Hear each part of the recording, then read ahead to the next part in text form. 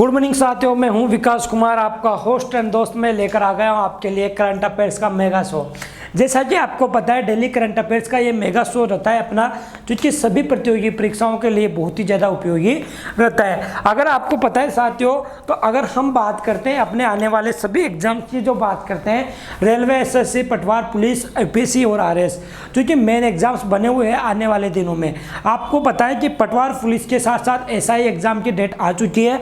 अगर आप अच्छे से तैयारी कर रहे हो तो आने वाले एग्जाम में आपका कंपटीशन जो है आपके लायक होगा, क्योंकि तैयारी मेहनत के साथ की जाती है, ऐसे बैठ कर नहीं की जाती। अगर आप आलस से इस टाइम करोगे तो कुछ भी आपको समझ में नहीं आएगा। एग्जाम वाले दिन में आप क्या करोगे, हड़बड़ाहट के कारण अपने क्वेश्चंस आते हुए भी गलत हो जाएंगे।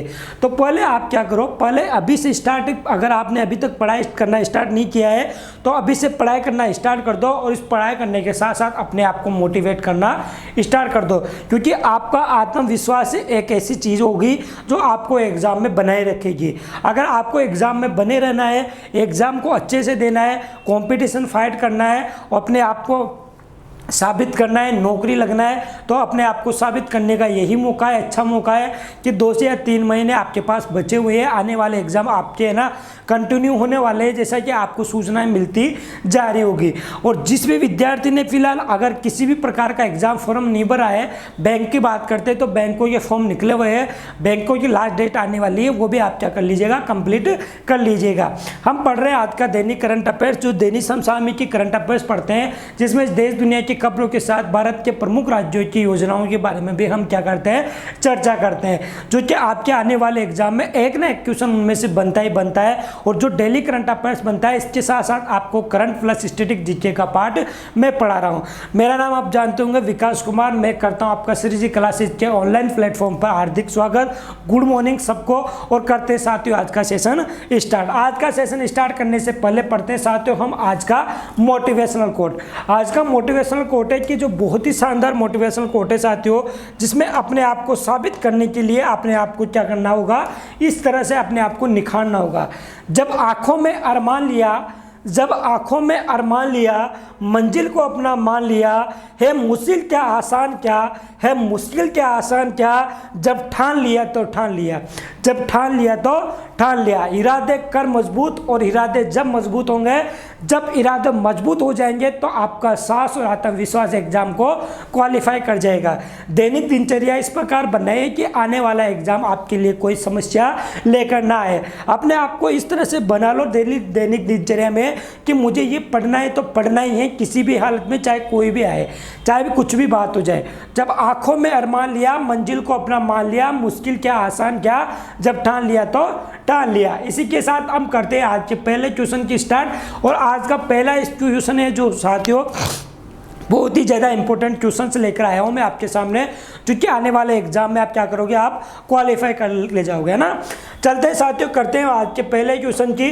और पहला क्वेश्चन है साथियों आज का, जनजातीय मामलों के मंत्रालय ने एकलव्य मॉडल आधारित जो एकलव्य मॉडल आवासीय विद्यालयों में अकादमिक उत्कृष्टता हासिल करने के लिए किसके साथ मिलता है, मतलब किसके साथ हाथ मिला है। तो जनजातीय मंत्रालय जो है, अब जनजातीय मंत्रालय जो होते हैं वो आदिवासी एकलव्य जो मॉडल आधारित क्या होते हैं, स्कूल होते हैं, उनको अधिक से अधिक उत्कृष्ट, मतलब अधिक से अधिक क्या बनाया जाए, क्वालिटी एजुकेशन के रूप में परिवर्तित की जाए, टेक्नोलॉजी आधारित उनको परिवर्तित किया जाए। इस तरह से उन्होंने क्या किया है, एनसीईआरटी के साथ हाथ मिलाया है। किसके साथ मिला है, एनसीईआरटी। एनसीईआरटी का मतलब जानते हो आप, एक सेकेंड, एनसीईआरटी का मतलब जानते हो आप। तो एनसीईआरटी की स्थापना हुई थी 1961 में। कब हुई थी साथियों, 1961 में हुई थी।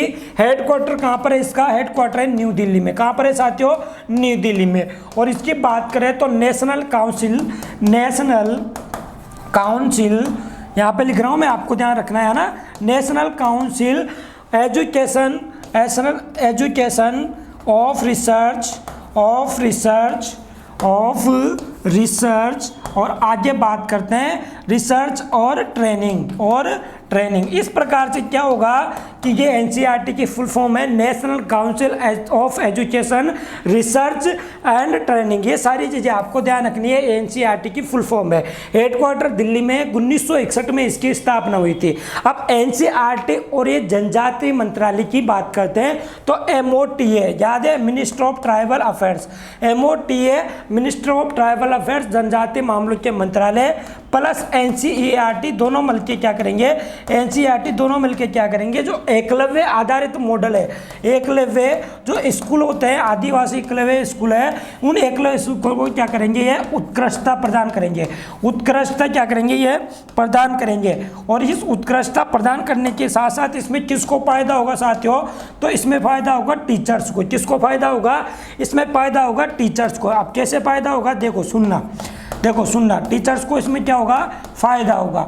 अब साथियों क्या होता है कि अभी हाल में आप देख रहे होंगे कि जिस प्रकार offline college, offline school, offline coaching ये सब बंद है, ठीक है। और आज बात करते हैं तो ऑनलाइन टेक्नोलॉजी के आधार पर एजुकेशन प्रोवाइड किया जा रहा है। तो आने वाले दिनों में भविष्य की हम बात करते हैं तो ऑनलाइन टेक्नोलॉजी के साथ स्कूलें और इस ऑनलाइन टेक्नोलॉजी के साथ पूरा एजुकेशन डिपार्टमेंट हो जाएगा।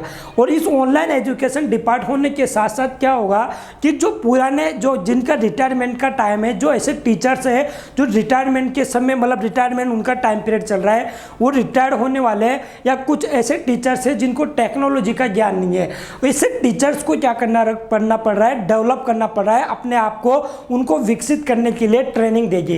कौन ट्रेनिंग देगा, तो ये मिनिस्ट्री ऑफ ट्राइबल अफेयर्स के द्वारा एनसीईआरटी के बाद, एनसीईआरटी के साथ में ये समझौता किया गया है कि एनसीईआरटी इन लोगों को क्या दे, इन टीचर्स को क्या दे, अच्छी ट्रेनिंग दे, ताकि स्कूलों में जाकर यदि ऑनलाइन एजुकेशन हमने प्रोवाइड करा दिया, ऑनलाइन के थ्रू क्लासेज स्टार्ट कर दी हमने, तो ये क्या कर सके, बच्चों को अच्छे से शिक्षा प्रोवाइड करा सके, ऑनलाइन के थ्रू, टेक्नोलॉजी के थ्रू ये शिक्षा प्रोवाइड करा सके। तो जिन लोगों को, जिन टीचर्स को, जिन अध्यापक अध्यापिकाओं को नॉलेज प्राप्त नहीं है टेक्नोलॉजी और ऑनलाइन की, उनको ट्रेनिंग देने के लिए ये जनजातीय मंत्रालय ने अभी हाल ही में एनसीईआरटी के साथ समझौता करके उनके फायदे के लिए ये स्कीम, ये अभियान, एक तरह से अभियान मान लो, ये उत्कृष्टता अभियान लॉन्च किया है। किसने लॉन्च किया है, तो एनसीईआरटी और एमओटीए, मोटा मिनिस्ट्री ऑफ ट्राइबल अफेयर्स ने किया है। अगर हम बात करते हैं साथियों एकलव्य के बारे में, आप जानते होंगे महाभारत के समय, आप जानते हो एकलव्य का नाम सुना होगा, गुरु द्रोणाचार्य का आपने नाम सुना होगा और अर्जुन का नाम सुना होगा। तीन बातें आपको ध्यान रखनी है। जब एकलव्य अपने पिता के साथ क्या गए थे, द्रोणाचार्य के आश्रम में गए थे, और द्रोणाचार्य के आश्रम में इसलिए गए थे, याद है आपको, कि वो इसलिए गए थे कि क्या, एकलव्य एक तरह से शूद्र परिवार के थे, लेकिन उनमें जो क्वालिटी थी, उनके अंदर जो था वो क्षत्रिय परिवार का गुण थे, क्षत्रिय परिवार का धनुधारी, वो बहुत अच्छे धनुधारी थे। लेकिन द्रोणाचार्य के पास जैसे ही गए, द्रोणाचार्य ने मना कर दिया, कि द्रोणाचार्य ने उनसे बोला कि मैं केवल राजपूत, तो जो राजघराने के बच्चे होते हैं उन्हें कोई क्या देता हूँ, शिक्षा देता हूं, उन्हें कोई धनुर्विद्या सिखाता हूं। लेकिन उस टाइम में अर्जुन जो 5 पांडवों में से एक थे, उनको उन्होंने वचन दिया हुआ था द्रोणाचार्य ने कि विश्व का सबसे शक्तिशाली और सबसे अच्छा धनुधारी मैं आपको बनाऊंगा। ऐसा द्रोणाचार्य ने किससे वादा कर रखा था, अर्जुन से कर रखा था। लेकिन एकलव्य कहाँ मानने वाले थे, एकलव्य से मना कर दिया, और एकलव्य से मना करने के बाद क्या कर गए, वो चले गए वन में, और वन में चले जाने के कारण उन्होंने क्या किया, गुरु द्रोणाचार्य की मूर्ति बना ली, अपने हाथ से गुरु द्रोणाचार्य की मूर्ति बना ली। और मूर्ति बनाने के बाद में वो क्या करने लगे साथियों, उसके साथ ही उस मूर्ति की आज्ञा लेकर, गुरु मानकर उस मूर्ति से वो शिक्षा लेने लग गए। किससे, गुरु द्रोणाचार्य जी की मूर्ति से। और गुरु द्रोणाचार्य जी की मूर्ति से वो शिक्षा लेने लग गए। एक दिन क्या हुआ कि वो एकलव्य ने क्या किया, कि एकलव्य ने ऐसा किया साथियों कि कोई कुत्ता जा रहा था और कुत्ता भौंक रहा था, और उसी वन में 5 पांडवों के साथ गुरु द्रोणाचार्य भी घूम रहे थे। लेकिन अगर बात करें उस कुत्ते को, जब भोग रहा था, तो वो कुत्ता भोग रहा था, तो एकलव्य ने क्या किया, उसका मुंह इस प्रकार से तीर से बंद कर दिया। इसी प्रकार इसे धनुर्विद्या सीख ली थी, इस प्रकार उसका मुंह बंद किया कि ना तो कोई खून की रक्त नीचे जमीन में गिरी, फिर भी उसका मुंह बंद हो गया, कुत्ता भोगना बंद हो गया। जब ये सारी घटनाएं द्रोणाचार्य ने देखी, तो द्रोणाचार्य ने उसको आशीर्वाद देने के लिए आगे बढ़े। लेकिन जैसे ही आगे बढ़ते हैं, उन्होंने बोला कि वाह यार एकलव्य, आपने ऐसा किया, एकलव्य आपने ऐसा कैसे किया कि गुरुजी आप ही की कृपा है। क्या? गुरुजी आप ही की कृपा है। और आप ही की कृपा कैसे है कि उन्होंने बताया साथियों कि गुरुजी मैंने जब आपके पास आया था तो आपने शिक्षा देने से मना कर दिया था, लेकिन मैंने आपको ही गुरु मानकर आपकी मूर्ति यहाँ पर लगाकर मैंने इनसे शिक्षा ग्रहण की है।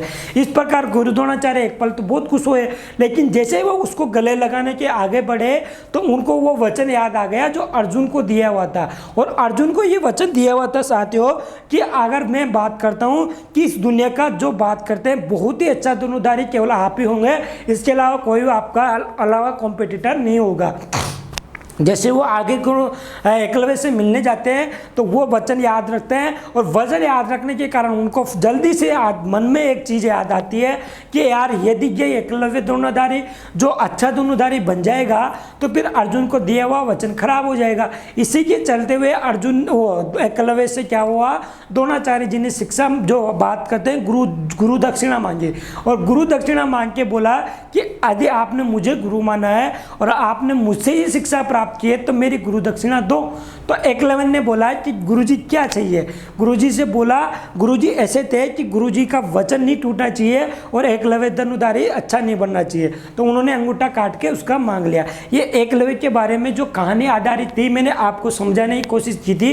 ट्यूशन था एकलव्य आधारित, अभी हाल ही में स्कूल बने हुए हैं, आदिवासी जनजातीय मामलों में एकलव्य आधारित स्कूल चलते हैं, और उन्हीं के बारे में उनको शिक्षा, वहाँ की जो टीचर्स है उनको शिक्षा प्रदान करने के लिए क्या किया है, एनसीईआरटी के साथ समझौता किया है। किसने? जनजातीय मामलों के मंत्रालय ने।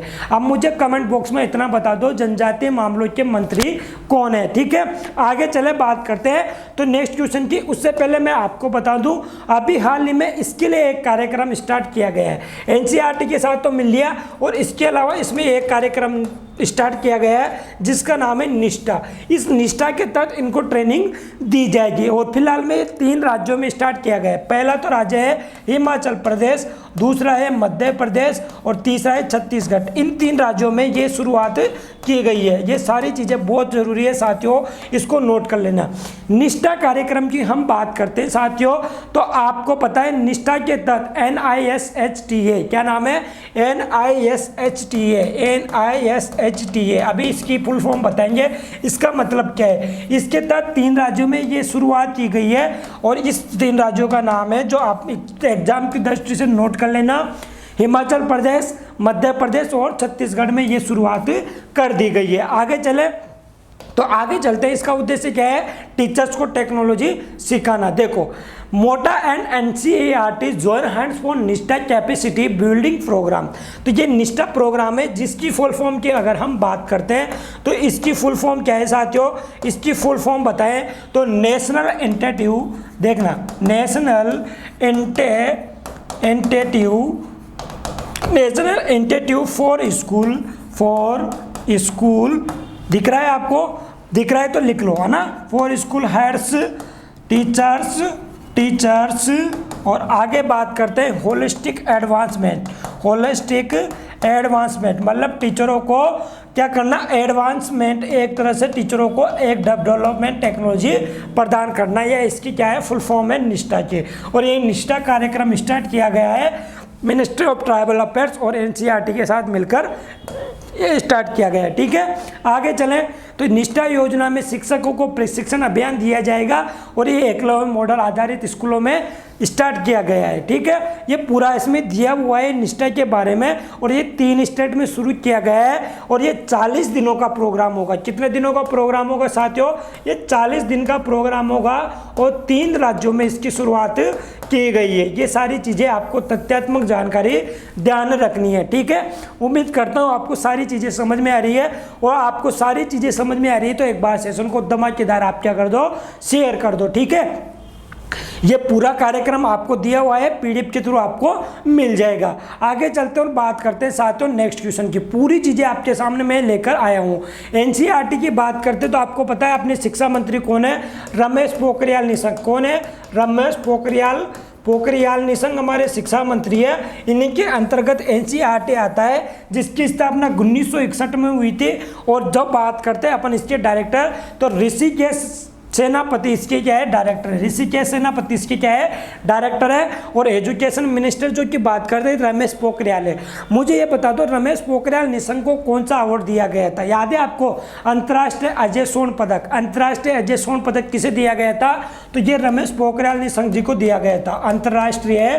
अंतर्राष्ट्रीय अजय स्वर्ण पदक किन्हें दिया गया था साथियों, अजय स्वर्ण पदक हमारे जो शिक्षा मंत्री है रमेश पोखरियाल निशंक जी को दिया गया था। आपको पता है एक चीज़ कि शिक्षा मंत्री जो बने पहले मानव संसाधन मंत्री हुआ करते थे। पहले शिक्षा जो न्यू एजुकेशन पॉलिसी आई है, न्यू एजुकेशन पॉलिसी आई है साथियों कस्तूरी रंगन समिति की सिफारिश पर।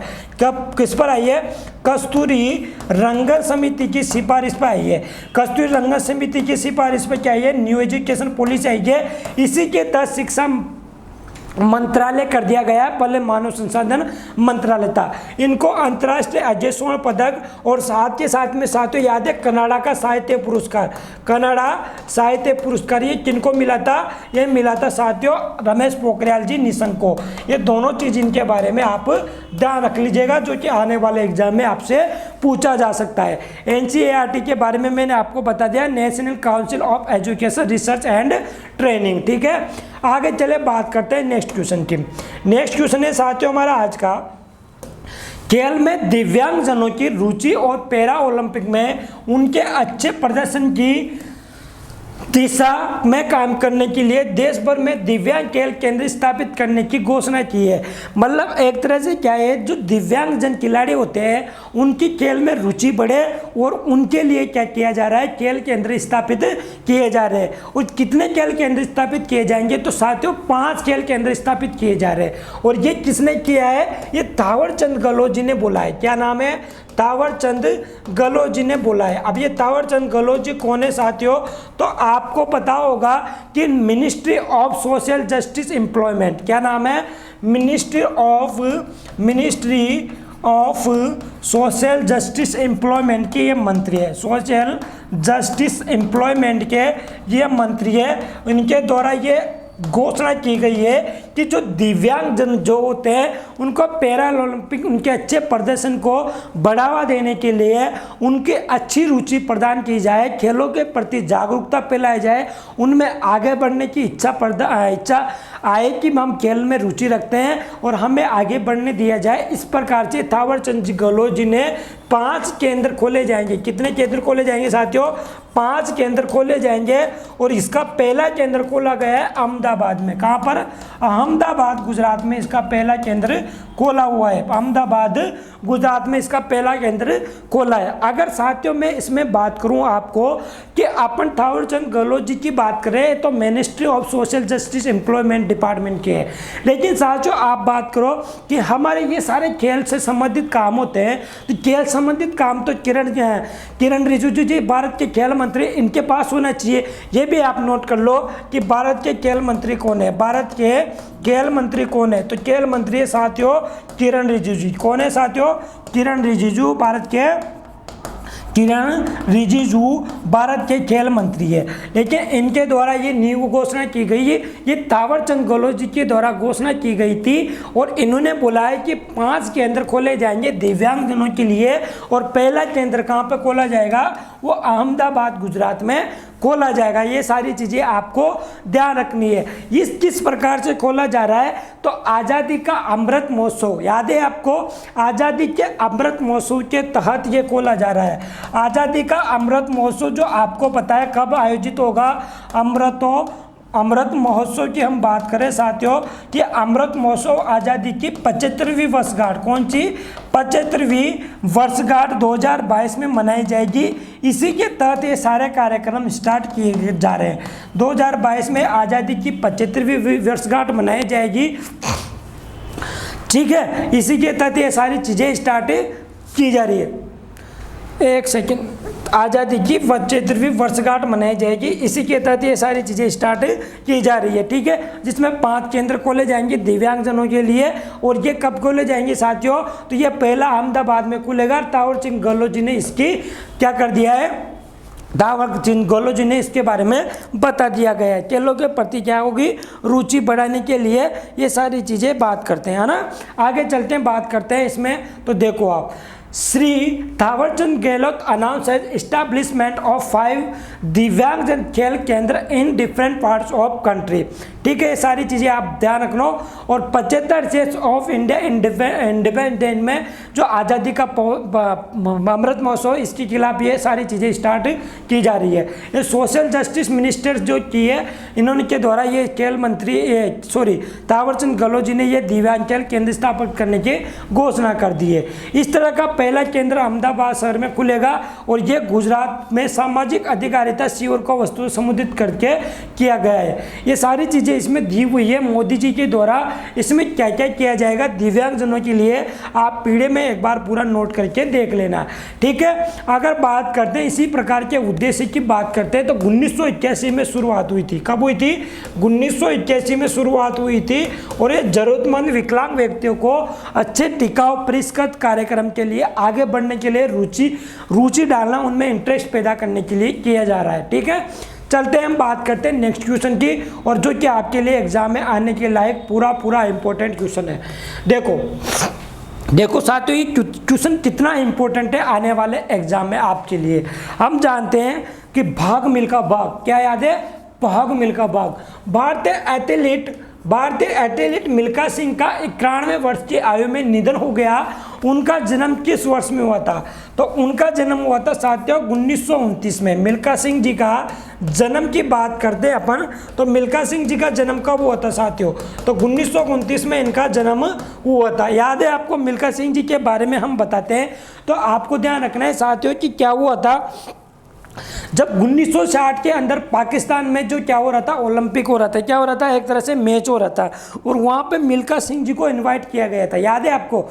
मिल्खा सिंह जी को इनवाइट किया गया था और मिल्खा सिंह जी से बोला गया था आइए आप भी एथलीट में भाग लीजिए। एक तरह से धावक थे, इनसे उनको बुलाया गया था, लेकिन मिल्खा सिंह जी ने क्या कर दिया था, मना कर दिया था। लेकिन स्पेशल मनाने के बाद में क्या हुआ, क्यों मना कर दिया था? कि विभाजन जो हुआ था भारत पाकिस्तान का, ये पाकिस्तान के रहने वाले थे, इनके माँ बाप पाकिस्तान की जब विभाजन का टाइम था तब मारे जा चुके थे। लेकिन पाकिस्तान का विभाजन होने के बाद ये भारत आ गए थे, और भारत में आने के बाद इन्होंने क्या किया था, चंडीगढ़ की ये रहने वाले है ना, ये क्या हो गए थे, भारत में आने के बाद ये एथलीट बन गए थे। और एथलीट बनने के बाद 1960 में पाकिस्तान के द्वारा इनको बुलावा आता है कि आइए धावक साहब मिल्खा सिंह जी, और आप भी दौड़ने की कोशिश कीजिए हमारे साथ में। ठीक है, ये सारी चीज़ें आप ध्यान रखो। लेकिन इनके स्पेशल आह्वान पर, पाकिस्तान के स्पेशल आह्वान पर इन्होंने क्या किया, वहाँ पर जाने का निर्णय बना लिया। अब वहाँ पे ये जाते हैं साथियों, तो वहाँ पर जाने के बाद यहाँ इनकी दौड़ होती है। क्या होती है? इनकी दौड़ होती है। अब ये दौड़ किस प्रकार की होती है, किससे होती है? तो पाकिस्तान का एक सुपर टैलेंटेड धावक था, क्या नाम था? पाकिस्तान का एक सुपर टैलेंटेड धावक था जिसका नाम था अब्दुल कालिब। क्या नाम था? अब्दुल कालिब, जो पाकिस्तान का सुपर टैलेंटेड धावक था। उसी के तर्ज पर वहाँ के पाकिस्तान और भारत का मिल्खा सिंह जी दोनों आपस में इनकी रेस बनी हुई थी। क्या बनी हुई थी? रेस बनी हुई थी। ये आगे बढ़ने के लिए क्या कर रहे थे, उसमें क्या उनके लिए बुलाया गया था मिल्खा सिंह जी को कि ये अब्दुल कालिब तो क्या कर देगा, हरा देगा। लेकिन वहाँ पे उस टाइम की जो पाकिस्तान की बात करते हैं, वहाँ के राष्ट्रपति थे आयूब खान। कौन थे? आयूब खान थे। जब मिल्खा सिंह जी वहाँ पर दौड़े तो पाकिस्तान को धूल चटा दी। क्या कर दिया? पाकिस्तान को धूल चटा दी। अब्दुल कालिब को इस तरह से हराया कि पाकिस्तान जो देखने वाले थे वहाँ के राष्ट्रपति वगैरह सब, तो वो मिल्खा सिंह जी ऐसे दौड़े कि पूछो मत, तो एक तरह से हवा में उड़ रहे हो। इसी प्रकार उसी टाइम से पाकिस्तान के राष्ट्रपति आयूब खान, जनरल आयूब खान जी ने क्या कर दिया, मिल्खा सिंह जी का नाम फ्लाइंग सिख रख दिया। क्या रख दिया? फ्लाइंग सिख रख दिया मिल्खा सिंह जी का नाम। और अभी हाल ही में 91 वर्ष की उम्र में मिल्खा सिंह जी का निधन हो गया। इनका जन्म हुआ था साथियों 1929 में। थोड़े दिन पहले इनकी मैडम जो निर्मला कौर है, निर्मला कौर जी की क्या हो गई थी, निधन हो गया था। उनका भी कोविड-19 के कारण बीमारी से मृत्यु हो गई थी। निर्मला कौर जी का संबंधित देखें तो वॉलीबॉल से इनका संबंधित था। तो आप जानते होंगे कि बात करते हैं मिल्खा सिंह जी का, जो कहाँ से संबंधित है, चंडीगढ़ से बिलोंग करते हैं। कहाँ से? चंडीगढ़ से बिलोंग करते हैं। इन्होंने 1958 के कॉमनवेल्थ में, कब साथियों? 1958 के कॉमनवेल्थ की बात करते हैं। अरे यार रुक जा साथी, कॉमनवेल्थ में हम बात करते हैं तो 1958 के कॉमनवेल्थ में स्वर्ण पदक जीता था। क्या जीता था? स्वर्ण पदक जीता था। 1959 में इनको क्या दिया गया था? पद्मश्री अवार्ड दिया गया था। 1959 में पद्मश्री अवार्ड इनको दिया गया था। अगर साथियों हम बात करते हैं इसके बाद में हम बात करते हैं तो 1962 में, कब? 1962 में और 1958 में जो एशियन गेम्स हुए थे, 1958 और 1900 बात करते रहे यार, 1958 और 1962 में जो एशियन गेम्स हुए थे, इन एशियन गेम्स में साथियों इन्होंने 2 स्वर्ण पदक जीते थे। क्या जीते थे? 2 स्वर्ण पदक जीते थे। 1962 में भी और 1958 में भी एशियन गेम्स में 2 स्वर्ण पदक इन्होंने जीते थे। और पहले कॉमनवेल्थ गेम्स 1958 में इन्होंने स्वर्ण पदक जीता था और 1959 में इनको पद्मश्री मिला था। ये सारी चीज़ें आपको ध्यान रखनी है। पाकिस्तान के राष्ट्रपति आयुब खान ने, राष्ट्रपति जनरल आयुब खान ने, यहाँ पे देखना आप, जनरल आयुब खान ने इनका नाम मिल्खा सिंह रखा था। इनका नाम मिल्खा सिंह इन्होंने रखा था। फ्लाइंग सिख, याद है आपको? फ्लाइंग सिख, मिल्खा सिंह सॉरी, इनका फ्लाइंग सिख नाम रखा था। मतलब जो बात करते हैं फ्लाइंग सिख, इनका नाम किसने रखा था? आयुब खान ने इनका नाम रखा था। ठीक है, आगे बात करते हैं। ये क्या थे? धावक थे। क्या थे साथियों? धावक थे, एथलीट थे। ठीक है, चले बात करें इसमें आगे, तो इसमें आगे बात करते हैं साथियों। और इनकी मृत्यु क्या हो गई? कोविड-19 के कारण इनकी मृत्यु हो गई, याद है आपको? ठीक है, आगे चलते हैं, बात करते हैं साथियों। तो आपको पता हुआ है अभी हाल में निर्मला कौर जी का निधन हुआ था। किनका निधन हुआ था? निर्मला कौर जी का निधन हुआ था। ये किससे संबंधित है? तो निर्मल कौर की हम बात करते हैं। इन निर्मल कौर जी की यहाँ पे मैं लिख रहा हूँ जिनका निधन हुआ है उनकी मैं बारे में यहाँ पे लिख रहा हूँ। निर्मल कौर जी का संबंध था वॉलीबॉल से। किससे? वॉलीबॉल से यह संबंधित है। ठीक है, इनको मैं मिटा देता हूँ ताकि ये अपने को डिस्टर्ब ना करे। आगे हम बात करते हैं साथियों बलवीर सिंह जूनियर। आपको पता है बलवीर सिंह जूनियर? अब ये बलवीर सिंह जूनियर कौन थे? ये बलवीर सिंह जूनियर जो थे साथियों, ये हॉकी के खिलाड़ी थे और इनका भी क्या हो गया? निधन हो गया। ये हॉकी के खिलाड़ी थे, इनका भी क्या हो गया? निधन हो चुका है। निर्मल कौर जी का वॉलीबॉल से था, बलवीर सिंह जूनियर का हॉकी से था। और जो बात करते हैं अभी हाल ही में डिंको सिंह का निधन हुआ था, याद है आपको?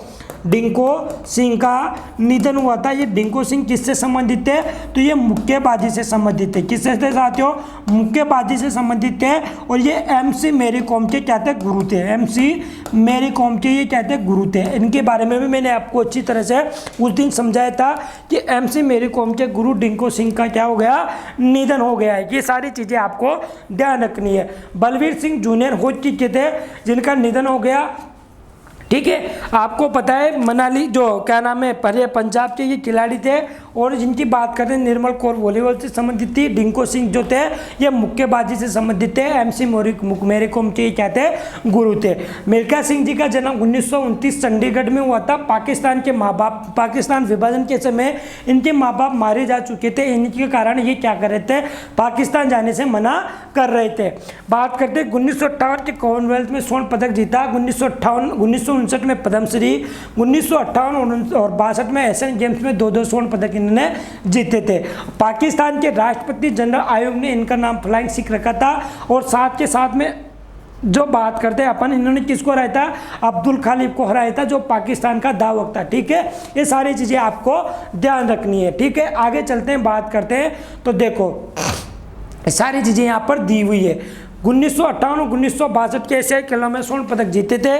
और 1956 में मेलबर्न में ग्रीष्मकालीन ओलंपिक, रोम में 1960 के ग्रीष्मकालीन ओलंपिक और टोक्यो में 1964 के ग्रीष्मकालीन ओलंपिक में इन्होंने भारत का क्या किया था? प्रतिनिधित्व किया था। ये सारी चीज़ें मिल्खा सिंह जी के बारे में आपको ध्यान रखनी है। Milkha Singh passes away due to कोविड-19 complications. PM Modi says we have lost a colossal sports person. ये सारी चीज़ें इन्होंने बोली है, मोदी जी के द्वारा ये बोला गया है। 1929 जून 2021 तक मिल्खा सिंह जी का क्या रहा है? जीवन काल रहा है। ये मिल्खा सिंह फ्लाइंग सिख के बारे में पूरी हिस्ट्री इसमें दी हुई है जो मैं आपको सामने लेकर आया हूँ। यहाँ पर आपको दिया हुआ है, अगर दिखाई नहीं दे रहा फिर भी मैं इस लाइन को बोलने की कोशिश करता हूँ। देखो आप सुनना एक मिनट। In 1960 Milkha refused to go to the country where his parents were killed. इस कारण से उनके माता पिता मारे गए थे, इस कारण उन्होंने मना कर दिया था 1960 में पाकिस्तान जाने से। But eventually he did participate and beat Pakistan sprinter Abdul Khalid after the race. General Ayub जो पाकिस्तान के प्रेसिडेंट थे said to him Milkha you did not run you flew, मतलब आप दौड़े नहीं आप उड़े थे, ये बोला गया था पाकिस्तान के आयूब खान जी के द्वारा। ठीक है, चलते हैं आइए बात करते हैं।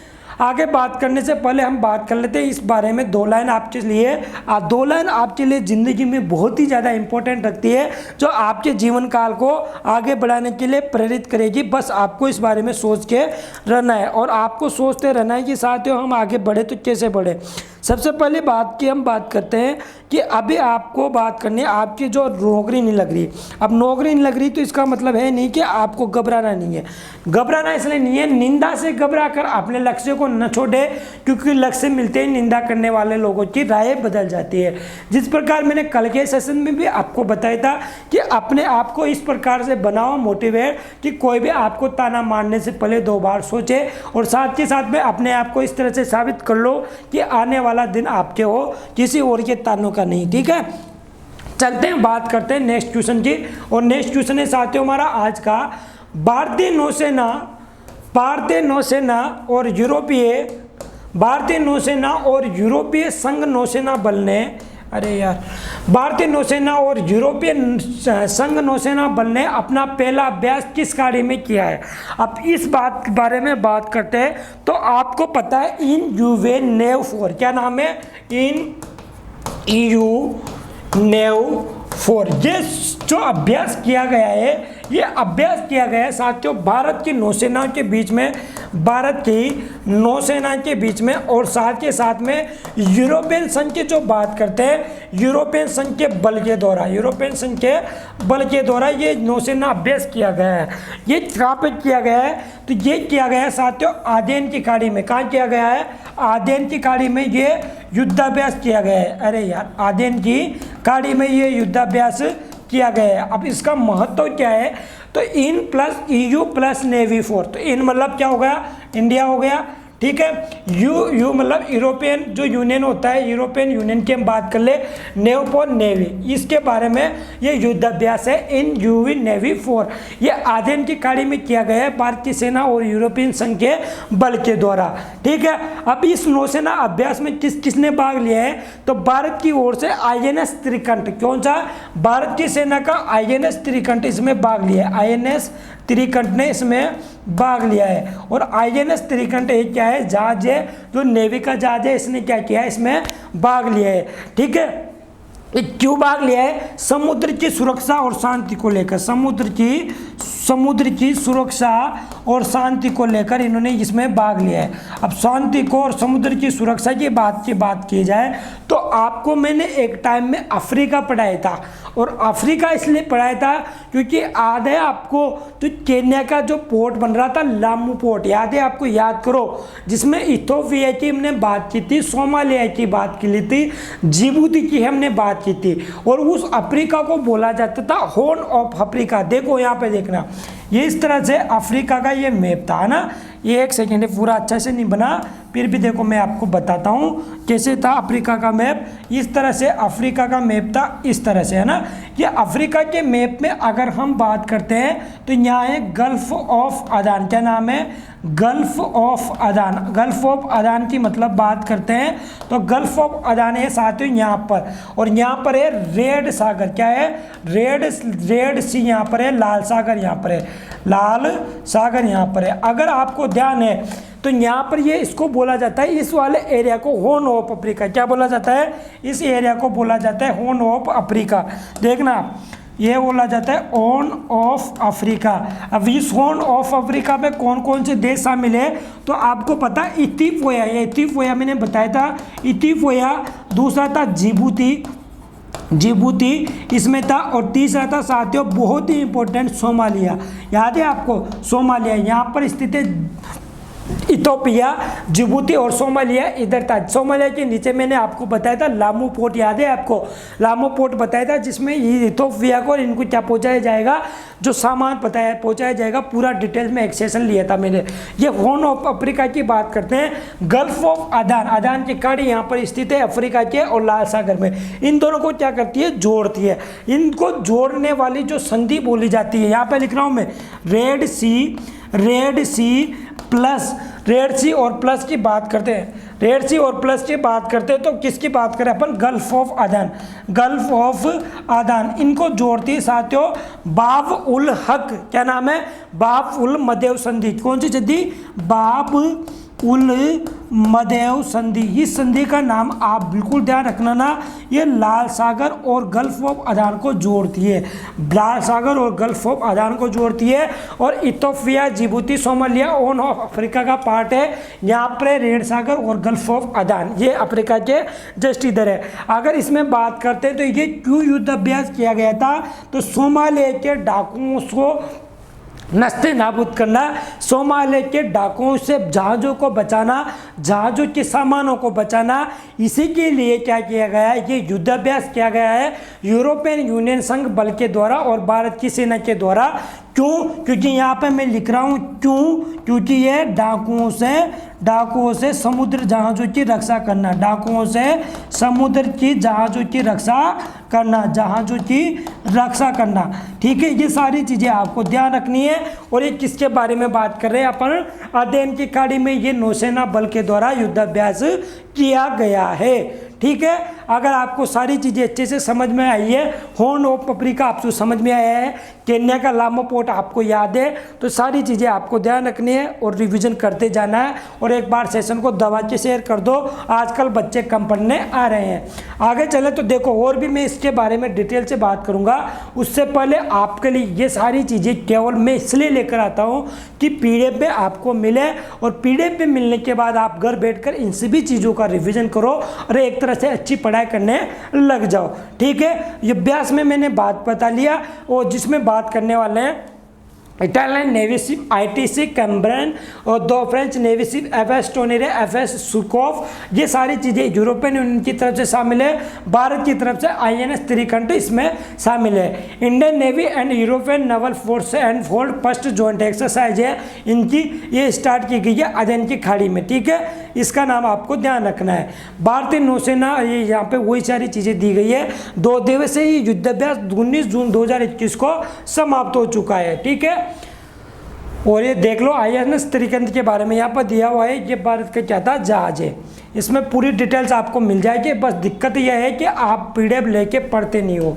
अगर आप PDF लेके पढ़ाई कर रहे हो तो आपका बेड़ा पार हो जाएगा, नौकरी लग जाओगे एग्जाम में। सारी चीज़ें आपको यहाँ पर एक तरह से बताई जा रही है। एक चीज़ इसको समझने की कोशिश करो, इंफॉर्मेशन शेयर एक्सरसाइज, ये क्या होता है, ISE, इसके बारे में अगर मैं बताऊँ तो 1 मिनट आपको आगे ले चलता हूँ, उसके बारे में देखना आप। अरे यार देखो, इसमें क्या होता है साथियों, तो एक चीज़ मैं बताता हूँ आपको, इसमें ध्यान रखनी है। वो चीज़ ये ध्यान रखनी है कि आपने IFS नाम सुना होगा, IFC नाम सुना है। IFC होता है जिस प्रकार इंफॉर्मेशन फ्यूजन, ये इंफॉर्मेशन फ्यूजन सेंटर क्या होता है, IFC इंफॉर्मेशन फ्यूजन सेंटर। ये क्या होता है गुरुजी, ये इंफॉर्मेशन फ्यूजन सेंटर ये होता है, इसका हेडक्वार्टर बात करें तो इसका हेडक्वार्टर है गुरुग्राम हरियाणा में। कहाँ है, गुरुग्राम हरियाणा में इसका हेडक्वार्टर है, गुरुग्राम हरियाणा में इसका हेडक्वार्टर है। अब इसमें क्या होगा साथियों कि जिस प्रकार भारत की तटीय सीमा की हम बात करते हैं, तो भारत की तटीय सीमा लगभग कितनी है, अगर मैं लगभग की बात करता हूँ, थोड़ा सा पॉइंट में मत जाना, 7516 किलोमीटर ये भारत की तटीय सीमा है। सबसे ज़्यादा गुजरात में, विश्व में तटीय सीमा सबसे ज़्यादा कनाडा की है, ठीक है। अगर इसकी बात करते हैं तो इनमें लाखों जहाज आते जाते हैं, दिन भर में लाखों जहाज आते जाते हैं और विदेशों से सामान लेकर आते जाते हैं। तो रडार सिस्टम के माध्यम से क्या करते हैं, डिटेक्शन किया जाता है। लेकिन जिस प्रकार जहाज़ों की सुरक्षा सुनिश्चित करने के लिए क्या होता है, एक तरह से ये सेंटर बनाया गया है जिसमें जहाज़ों की क्या रखते हैं, जहाज़ों पर निगरानी रखते हैं। इस सेंटर के माध्यम से जहाज़ों पर निगरानी रखी जाती है। ये भारत का मेन सेंटर होता है जिसका नाम है इंफॉर्मेशन फ्यूजन सेंटर। ये सारी चीज़ें आपको ध्यान रखनी है। इसमें आपको दिख नहीं रहा होगा लेकिन मैंने आपको यहाँ पर बता दिया। ये जहाज़ों पर निगरानी के लिए बनाया गया है, जिसका हेडक्वार्टर कहाँ है, गुरुग्राम हरियाणा में। और अपने भारतीय तट की बात करते हैं तो लगभग 7516 पॉइंट कुछ है, वो आपको ध्यान रखना है। आगे चलें तो आगे बात करते हैं, ये पूरा इसके बारे में डिटेल दी हुई है। हम बात करते हैं कुछ एक्सरसाइज की, हम बात कर लेते हैं। चलो जैसे याद आई गई तो एक्सरसाइज की हम बात कर लेते हैं। पेज खाली पेज, एक सेकंड यहीं कर लेते हैं। इसमें देखो आप बताओ मुझे, एक एक करके सारी चीज़ें बता देना मुझे, है ना। आप बता दो मुझे कि खंजर युद्ध अभ्यास किस किस के बीच हुआ था। खंजर युद्ध अभ्यास किस किस के बीच हुआ था। तो साथियों ये हुआ था भारत और किर्गिस्तान के बीच में। किसके बीच में, भारत प्लस किर्गिस्तान के बीच में खंजर युद्ध अभ्यास हुआ था। किर्गिस्तान के बीच में खंजर युद्ध अभ्यास हुआ था। ये सारी चीज़ें आपको ध्यान रखनी है। स्टीड पास्ट अभी हाल में युद्ध अभ्यास हुआ है। कौन सा, स्टीड पास्ट युद्ध अभ्यास किस किस के बीच में हुआ है, ये भारत और किसके बीच में हुआ है साथियों, नाटो के बीच, सॉरी भारत और नाटो देश के बीच में। नाटो की याद है आपको, 1949 में अमेरिका के द्वारा बनाया हुआ नाटो याद है। उस नाटो के बीच में हुआ स्टेट जो सॉरी भारत और स्टेट भी नहीं, नाटो के बीच में ये नाटो के देशों ने किया है। नाटो के देशों ने स्टेट पास्ट युद्ध अभ्यास किया है और ब्रुसेल्स में इसका हेडक्वार्टर है। कहाँ पर है साथियों, ब्रुसेल्स में इसका हेडक्वार्टर है। अगर अपन बोले एक्स डेजर्ट 21 युद्ध अभ्यास किस किस के बीच में हुआ है बताइए। तो ये हुआ है साथियों इंडिया और फ्रांस के बीच में। किसके बीच में, इंडिया और फ्रांस के बीच में एक्स डेजर्ट 21 हुआ है। गरुड़ शक्ति की हम बात कर ले तो भारत और इंडोनेशिया के बीच में गरुड़ शक्ति हुआ है। देखो यहाँ पर मैं लिख रहा हूँ, गरुड़ शक्ति की हम बात करते हैं तो भारत प्लस इंडोनेशिया के बीच में ये युद्ध अभ्यास हुआ है।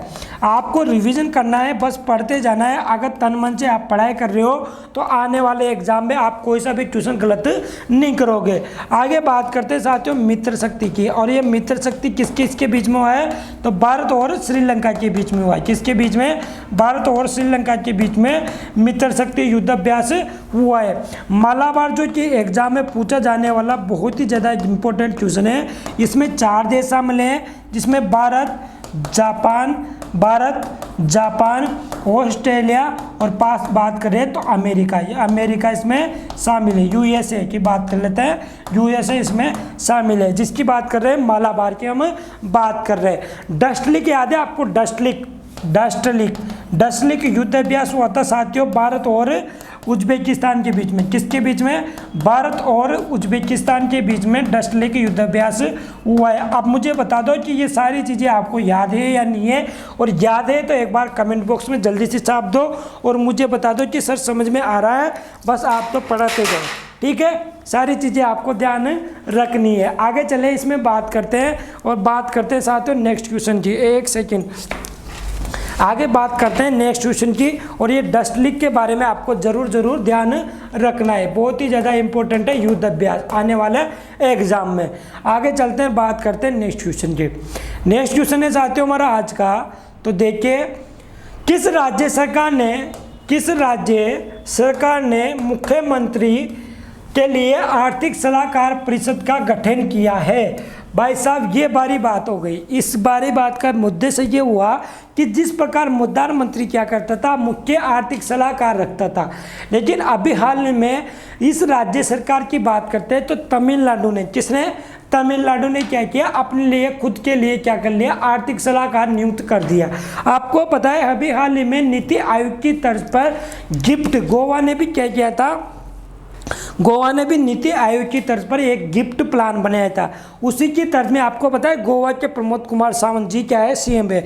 लेकिन तमिलनाडु ने अभी हाल ही में इसी की तर्ज पर मुख्यमंत्री के रूप में मुख्यमंत्री के लिए आर्थिक सलाहकार नियुक्त करने की घोषणा कर दी है। और ये आर्थिक सलाहकार परिषद गठन करने का निर्णय लिया है तमिलनाडु की सरकार ने। और तमिलनाडु के एम.के. स्टालिन की हम बात करते हैं तो यहाँ के सीएम है, कौन है, सीएम है एम.के. स्टालिन। और एम.के. स्टालिन ने बोला कि मुझे आर्थिक सलाहकार परिषद चाहिए, और ये प्रधानमंत्री के लिए इंपॉर्टेंट होती थी भारत में, लेकिन अब राज्य ने भी क्या कर दिया, तमिलनाडु राज्य ने भी इस प्रकार की परिषद की स्थापना करने की घोषणा कर दी। अगर हम तमिलनाडु की बात करते हैं साथियों, तो तमिलनाडु की एम.के. स्टालिन सीएम हो गए, बनवारी लाल पुरोहित यहाँ के क्या है, गवर्नर है। बनवारी लाल पुरोहित यहाँ के क्या है, गवर्नर है, मतलब राज्यपाल है, यहाँ के राज्यपाल है। किसकी बात कर रहे हैं अपन, तमिलनाडु की बात कर रहे हैं। अगर साथ ही इसी में हम बात करते हैं तो लोकसभा, राज्यसभा, विधानसभा की सीटें भी बात कर लेते हैं। तो लोकसभा की 39 है, राज्यसभा की 18 है, ये सारी चीज़ें आपको ध्यान रखनी है। और विधानसभा की कितने, 234 है। यहाँ पे लिख देता हूँ मैं साइड में, एक सेकेंड। लोकसभा, राज्यसभा, विधानसभा 38, और ठीक है 234, और ये कितनी है, 18। कितनी है, तो ये 18 है। आगे हम बात करते हैं तो ये आर्थिक सलाहकार परिषद में कौन कौन शामिल होंगे, तो इसमें शामिल होंगे साथियों 3 लोग। कौन शामिल होंगे, 3 लोग इसमें शामिल होंगे, ठीक है। पहले तो है रघुराम राजन। रघुराम राजन जो कि भारत के पूर्व गवर्नर थे, रघुराम राजन इसमें शामिल होंगे। साथ के साथ में शामिल होंगे दोस्तों अरविंद सुब्रमण्यम। कौन शामिल होंगे, अरविंद सुब्रमण्यम इसमें शामिल होंगे। और तीसरे की बात करते हैं तो इसमें डिफ्लो साहब की भी शामिल होंगे, एस्तर डफलो जी इसमें शामिल होंगे, एस्तर डफलो, क्या नाम है, एस्तर डफलो इसमें शामिल होंगे। इस प्रकार के आर्थिक परिषद का गठन किया जाएगा, जो कि आर्थिक सलाहकार परिषद होगी। राज्य की योजनाओं के बारे में, राज्य की प्रगति के बारे में ये क्या करेगी, मुख्यमंत्री जी को अवगत कराएगी, और राज्य में किस प्रकार विकास करना है, किस प्रकार योजना लानी है, बजट मैनेजमेंट कैसे करना है, ये सारी चीज़ें आर्थिक सलाहकार परिषद के माध्यम से किया जाएगा। और एम.के. स्टालिन जो तमिलनाडु के सीएम है, इनके द्वारा ये निर्णय किया गया है। तो देखिए, आइए लेके चलता हूँ मैं आपको। तो इनमें देखिए आप, ये है तो ये सारी चीज़ें आपको ध्यान रखनी है, आर्थिक सलाहकार परिषद के बारे में शामिल किया गया है। इसके बारे में जानेंगे, उसके पहले आप देख लो एस्तर डफलो की हम बात करते हैं। रघुराम राजन और Arvind Subramanian in economic advisor council to Tamil Nadu CM के लिए स्पेशल ये चुने जाएंगे।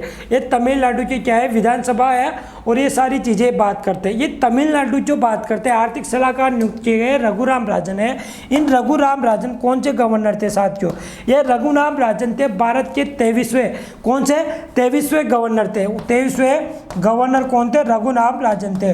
अगर इसी में बात करते हैं रघुराम राजन के अलावा बाकी, मेरे यार एक सेकेंड, अगर रघुराम राजन के अलावा हम बात करते हैं साथियों बाकी गवर्नर की, तो 24वें गवर्नर थे उर्जित पटेल। कौन थे, 24वें गवर्नर की हम बात करते हैं तो वो थे उर्जित पटेल, ये आपको ध्यान रखना है। और साथ के साथ में 25वें गवर्नर कौन है, 25वें गवर्नर है अभी हाल में शक्तिकांत दास। कौन है, शक्तिकांत दास, जो भारत के आरबीआई के गवर्नर है, रिजर्व बैंक ऑफ इंडिया के गवर्नर है। 24 से उर्जित पटेल थे, 25वें शक्तिकांत दास है, 23वें नंबर के रघुराम राजन थे। और अभी हाल में इनको तमिलनाडु के सीएम को आर्थिक सलाहकार परिषद के रूप में गठन किया गया है। ये तो है रघुराम राजन।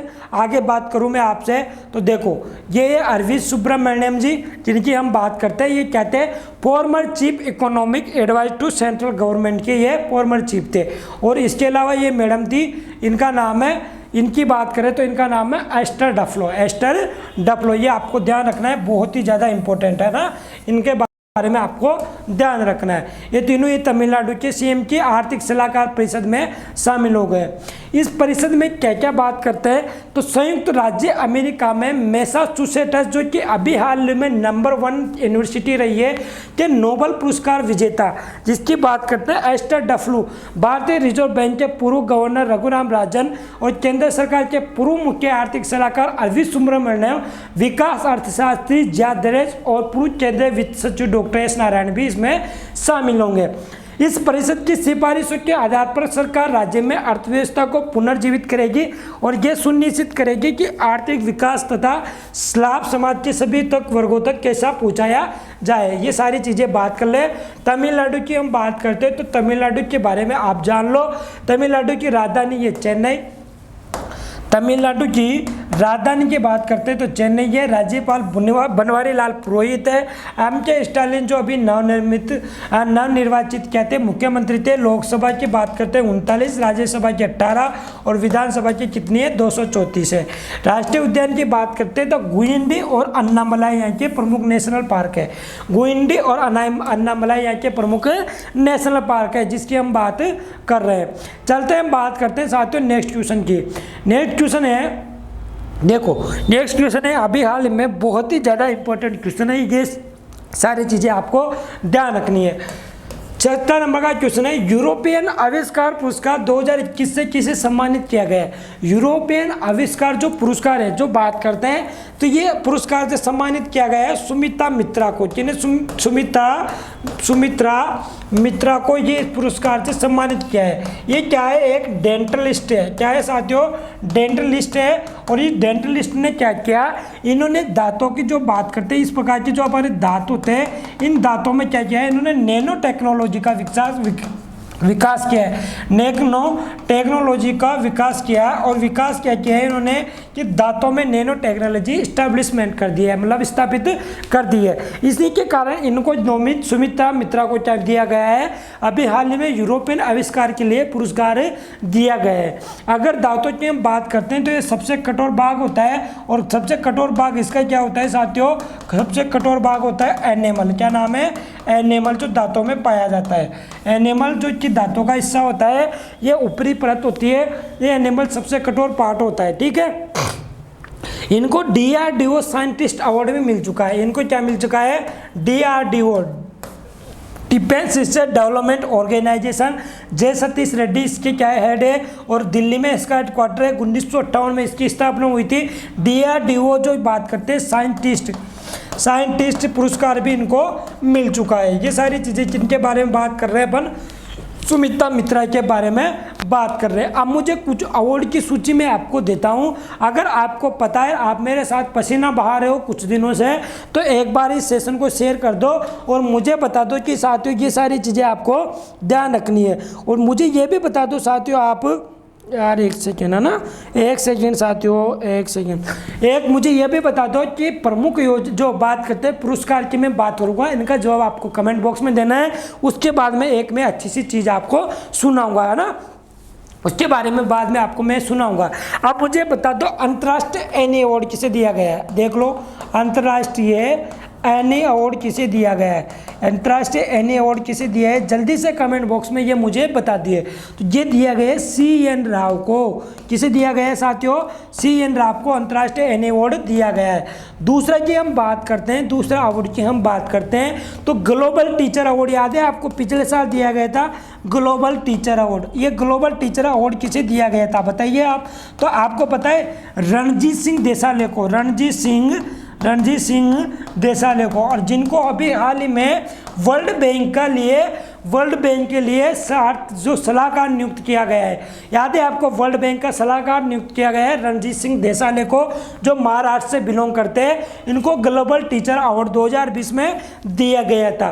खाद्य पुरस्कार की हम बात करते हैं, खाद्य पुरस्कार जो दिया जाता है, ये खाद्य पुरस्कार किसे दिया गया था, तो 2021 का तो दिया गया है शकुंतला हरक सिंह तिलस्टेट को। शकुंतला हरक सिंह तिलस्टेट को ये दिया गया है, हरक सिंह तिलस्टेट को ये दिया गया है। और 2020 का दिया गया था मिट्टी के लाल रतन लाल को। किन्हें, रतन लाल को 2020 का खाद्य का पुरस्कार दिया गया था। अगर साथियों मैं आपसे एक क्वेश्चन और पूछ लूँ, अभी हाल में 51वां दादा साहब फाल्के पुरस्कार, 51वां दादा साहब फाल्के पुरस्कार किन्हें दिया गया है, तो साथियों 51वां दादा साहब फाल्के पुरस्कार दिया गया है सुपरस्टार रणजीत नहीं यार, एक सेकेंड, रजनीकांत को। किसे दिया गया है, रजनीकांत को ये दिया गया है। अभी हाल ही में हम बात करते हैं एक और अवार्ड की बात करते हैं, तो यहाँ पे देख लो आप, छत्तीसगढ़ का वीरानी पुरस्कार दिया गया था। छत्तीसगढ़ वीरानी पुरस्कार किसे दिया गया था, छत्तीसगढ़ वीरानी पुरस्कार दिया गया था साथियों, किन्हें दिया गया था, दूती चंद को दिया गया था। किन्हें दिया गया था? दूती चंद को दिया गया था। अगर मुझे बात बता दो कि सर मज़ा आ रहा है पढ़ने में, सारी चीज़ें समझ में आ रही है और रिवीजन हो रहा है, तो एक बार जल्दी से कमेंट बॉक्स करके बता दो कमेंट बॉक्स में कि सर समझ में आ रहा है, बस आप तो पढ़ाते जाओ, बस मज़ा आ रहा है और सारे रिवीजन हमारे होते जा रहे हैं। सारे प्रमुख अवार्ड जो भी है मैंने आपको बता दिया, प्रमुख युद्धाभ्यास हुए हैं वो भी मैंने आपको बता दिया। बस मैं ऐसे लेकर आता रहूँगा, आपका रिवीजन होता रहेगा, बस आपको क्लास में डेली बने रहना है। अगर 1 घंटे आप क्लास लेते हो साथियों डेली, तो आपको कोई भी सब्जेक्ट के लिए पढ़ लो, इसके करंट के लिए आपको क्या करना नहीं पड़ेगा, रिवीजन करने की जरूरत नहीं पड़ेगी। बस एक क्लास रोज देखनी है, मंडे टू सैटरडे। ये सारी चीज़ें आपको तभी पता रहेगी जब आपको क्या है ध्यान यहाँ पर इस क्लास के लिए होगा।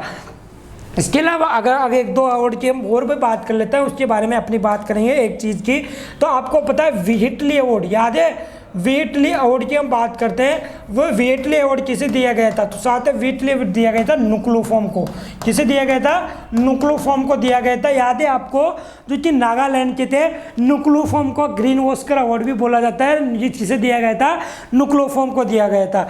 और 69th मिस यूनिवर्स का खिताब, ये भी ध्यान रखो आप। यहाँ पे इसको मिटा देता हूँ, मैं इसको मिटा देता हूँ। देखो यहाँ पे सुमित्रा मित्रा जी को मैंने मिटा दिया, देखना एक सेकेंड इसमें दिखा देता हूँ मैं आपको, बस नोट करते जाओ, मज़ा करते जाओ, नोट करते जाओ। 69th मिस यूनिवर्स का खिताब, मिस यूनिवर्स का खिताब किसे दिया गया है बताइए?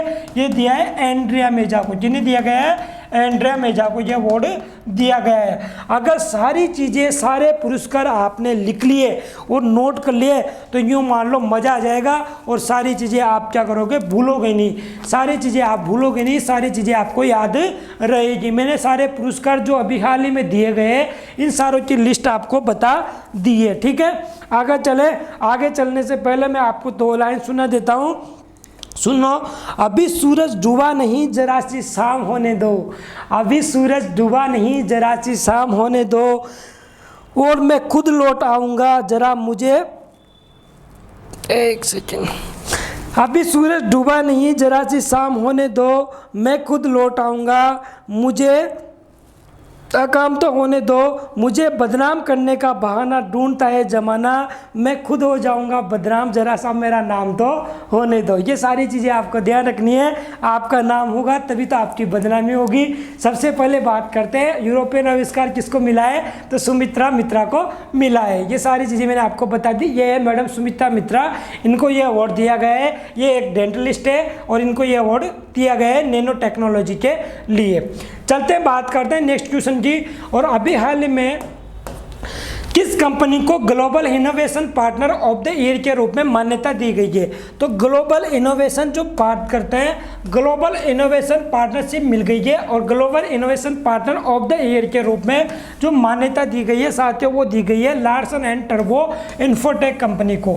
लार्सन एंड लैंड एंड टी कंपनी का नाम सुना होगा।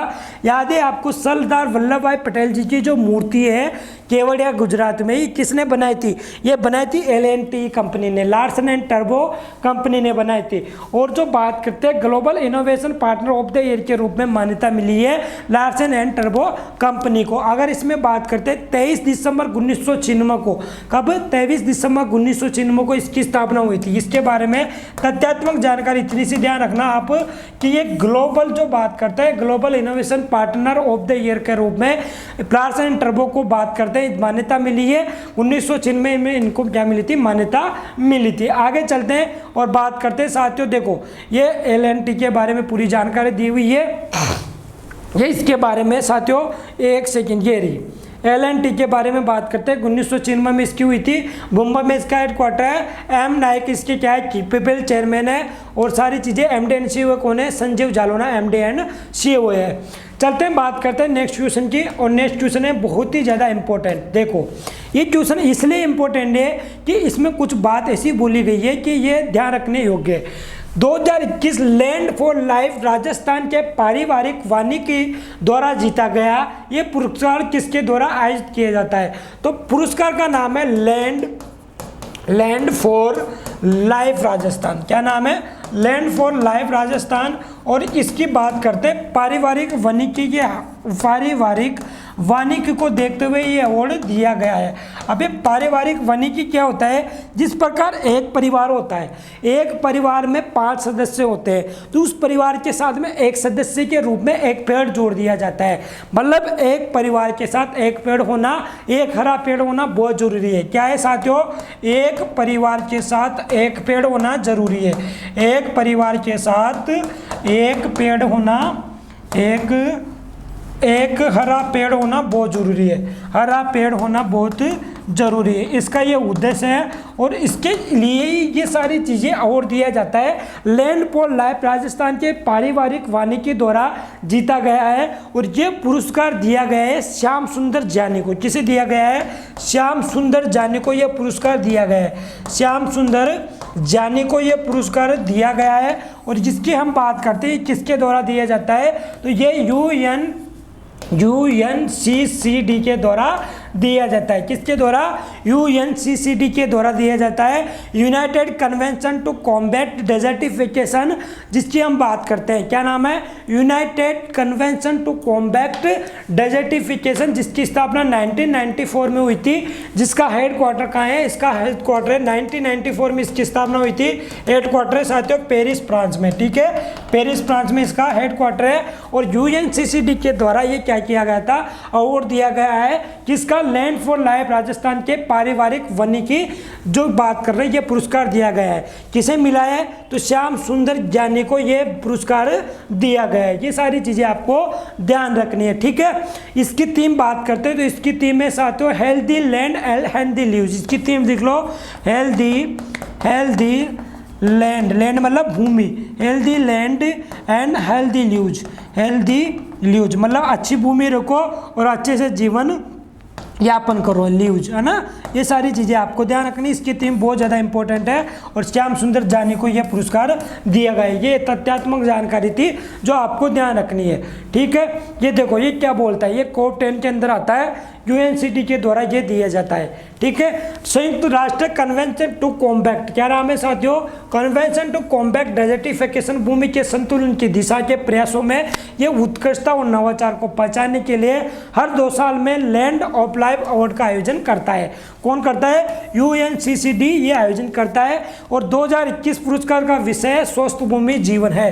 क्या नाम है, स्वस्थ भूमि जीवन है। लैंड फॉर लाइफ अवार्ड 2021 में ये दिया गया है। कोप 10 में ये लॉन्च किया गया था और इसे संरक्षण और बहाली के संबंध में दुनिया का सर्वोच्च पुरस्कार माना जाता है। किसके संरक्षण में, संरक्षण और बहाली मतलब जमीन का संरक्षण करने के बारे में इसको दुनिया का सर्वोच्च पुरस्कार माना जाता है। आगे चलते हैं, ये देख लो आप, फैमिली फॉरेस्ट्री की हम बात करते हैं। ये अवार्ड दिया गया है, ये किसे दिया गया है, तो ये श्याम सुंदर जानी को दिया गया है। किसे दिया गया है साथियों, श्याम सुंदर जानी को ये अवार्ड का पुरस्कार दिया गया है। ये यहाँ पर आपको दिखाई दे रहा होगा, ये देख लो आप, ये पूरी डिटेल इसमें लिखी होती है पीडीएफ में, बस आपको लेने की ज़रूरत है। आप कहीं से भी ले सकते हो, हमारी टीम के द्वारा आपको पीडीएफ मिल जाएगी हमारे श्री जी ऐप के में अंदर, है ना, ठीक है। ये है श्याम सुंदर जानी, राजस्थान बेस्ट क्लाइमेट एक्टिविस्ट है, इन्हीं को ये अवार्ड दिया गया है। UNCCD के द्वारा ये दिया जाता है। UNCCD की हम बात करते हैं तो united nations convention to combat desertification इसकी फुल फॉर्म है। और जो साथियों इसकी बात करते हैं, स्थापना 17 जून 1994 को हुई थी। ये एनवायरमेंट डेजर्टिफिकेशन के अंदर आता है। इसको साइन किया गया था 14 अक्टूबर 1994 को, ठीक है। पेरिस फ्रांस में इसका हेडक्वार्टर है और न्यूयॉर्क यूनाइटेड स्टेट में भी इसका हेडक्वार्टर है। इफेक्टिव कब से आया था, 1996 से ये इफेक्टिव में आ गया था। ये UNCCD के बारे में आपको तथ्यात्मक जानकारी नोटबुक में नोट कर लेनी है। चलते हैं, बात करते हैं नेक्स्ट क्वेश्चन की हम साथियों। देखो ये क्वेश्चन बहुत ज़्यादा इंपॉर्टेंट है और ये क्वेश्चन इंपॉर्टेंट इसलिए कि आने वाली योजनाओं के बारे में इसमें हम क्या करने वाले हैं, चर्चा करने वाले हैं। किस राज्य ने मुख्यमंत्री युवा उद्यमी योजना, नाम क्या है, मुख्यमंत्री, अरे यार, मुख्यमंत्री युवा उद्यमी योजना। अब ये उद्यमी योजना क्या होती है, इसमें क्या होता है साथियों, महिलाओं को और युवाओं को क्या दिया जाएगा, और इसमें दिया जाएगा, राशि दी जाएगी। और ये 2 महत्वाकांक्षी योजना शुरू की है बिहार ने। किसने शुरू की है, बिहार ने। जैसे कि मैं समझाता हूँ, युवा और महिलाओं के लिए ये योजना शुरू की गई है। इसमें क्या होगा कि 5 लाख रुपए का तो अनुदान राशि दी जाएगी। क्या दी जाएगी, 5 लाख रुपए की तो अनुदान राशि दी जाएगी, दोनों को दी जाएगी, है ना। 5 लाख की अनुदान राशि दी जाएगी। और इसके बाद में यदि आप कोई भी एम्प्लॉयमेंट करना चाहते हो, कोई भी युवा रोजगार देखना चाहता है, कोई भी युवा कोई भी दुकान खोलना चाहता है, कोई भी छोटा व्यापार खोलना चाहता है, उसके लिए सरकार की तरफ से आपको पैसा दिया जाएगा।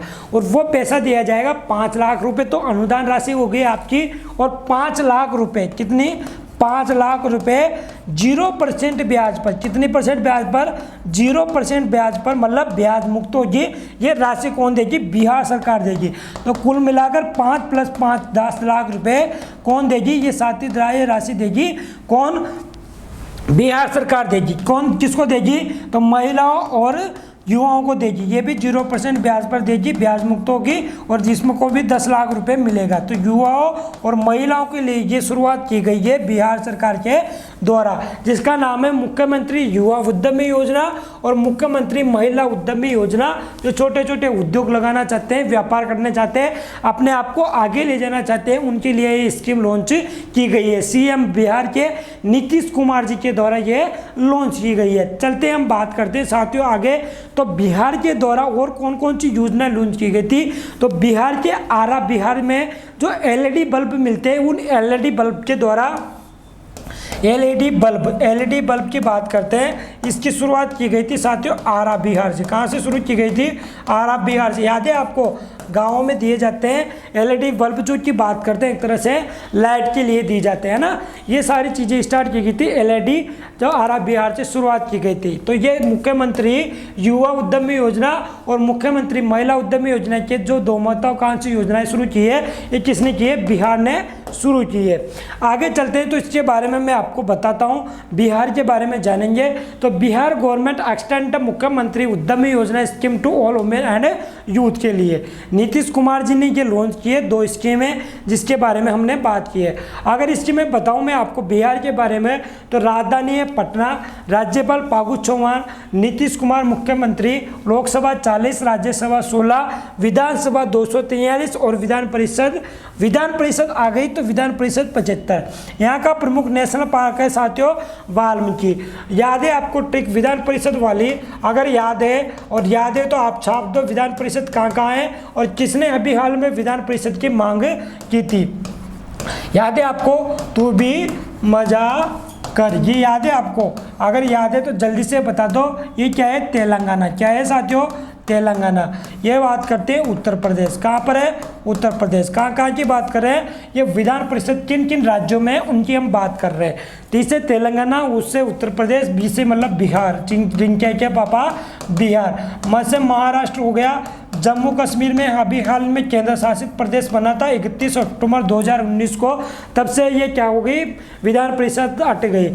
आंध्र प्रदेश इसका आंसर हो जाएगा। और आंध्र प्रदेश के बाद में हम बात करते हैं साथियों, तो ये हो जाएगा कर्नाटक। क्या हो जाएगा, कर्नाटक। ये 1 2 3 4 5 6 राज्यों में यह है विधान परिषद। और फिलहाल पश्चिम बंगाल सरकार ने भी विधान परिषद की कैबिनेट को मंजूरी दे दी है। पश्चिम बंगाल सरकार ने भी मंजूरी दे दी है। ये आपको तथ्य जानकारी याद रखनी है। यहाँ का प्रमुख नेशनल पार्क वाल्मीकि आपको याद रखना है। राजधानी पटना, राज्यपाल फागू चौहान, नीतीश कुमार, लग 40 16। और बात करते हैं विधानसभा की 243 और विधान परिषद की 75 सीट यहाँ पर स्थित है। अगर इसी में बात कर ले साथियों, आपको अगर इस योजना की बात आई है तो यहाँ पे मैं आपको प्रमुख योजनाओं को लेकर चलता हूँ। तो यहाँ पे देखना, आप इसमें नोट करने की कोशिश करना, आपके सामने मैं नोट करता जा रहा हूँ। अभी हाल ही में मुख्यमंत्री शिशु योजना, याद है आपको, मुख्यमंत्री शिशु योजना किसके द्वारा शुरू की गई थी, मुख्यमंत्री शिशु योजना शुरू की गई थी साथियों असम के द्वारा। किसके द्वारा, असम के द्वारा। अंकुर योजना का नाम सुना है, अगर सुना है तो जल्दी से छाप दो। अंकुर योजना किसने शुरू की है, मध्य प्रदेश ने। प्यार का पौधा किसने शुरू किया है, प्यार का पौधा शुरू किया है किसने, बिहार ने। याद है आपको, बिहार ने। अगर बात करते हैं चिरंजीवी योजना किसने शुरू की है, तो चिरंजीवी योजना की है राजस्थान ने।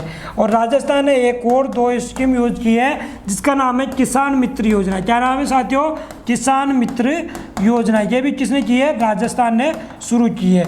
आगे अगर बात करें इसी में, तो आपको घर घर औषधि योजना, घर घर औषधि योजना, ये भी शुरू किसने की है, तो ये भी शुरू किया है साथियों राजस्थान ने। किसने किया है साथियों, राजस्थान ने ये शुरू की है। आगे हम बात बात करते हैं पर्वतधारा योजना। पर्वतधारा योजना, ये पर्वतधारा योजना किसने शुरू की है? तो ये किए साथियों हिमाचल प्रदेश ने। अगर बात करते हैं ये पर्वतधारा योजना किससे रिलेटेड है, तो ये रिलेटेड है साथियों भूमिगत जल संरक्षण को लेकर ये पर्वतधारा योजना है। मिशन हौसला की हम बात करते हैं। मिशन हौसला जो उत्तराखंड की पुलिस के द्वारा स्टार्ट की गई है, यूटी की पुलिस के द्वारा ये स्टार्ट की गई है। महतारी दुलार योजना किसने शुरू की थी? महतारी दुलार योजना शुरू की थी साथियों छत्तीसगढ़ ने। किसने की थी? छत्तीसगढ़ ने। और वीरानी पुरस्कार छत्तीसगढ़ ने किसको दिया था? दूती चंद को वीरानी पुरस्कार दिया गया था। याद है आपको कोविड फतेह योजना? याद है आपको कोविड फतेह योजना? कोविड फतेह योजना, ये कोविड फतेह योजना किसने की थी? पंजाब ने शुरू की थी। वात्सल्य योजना किसने शुरू की थी? बताइए। वात्सल्य योजना ये भी किसने शुरू की थी साथियों? ये उत्तराखंड ने शुरू की थी। किसने शुरू की थी?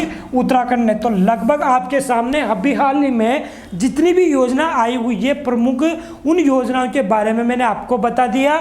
संजीवनी योजना लिख लो आप, ऑपरेशन संजीवनी, जो कि हरियाणा के द्वारा स्टार्ट किया गया था। हरियाणा के द्वारा स्टार्ट किया गया था।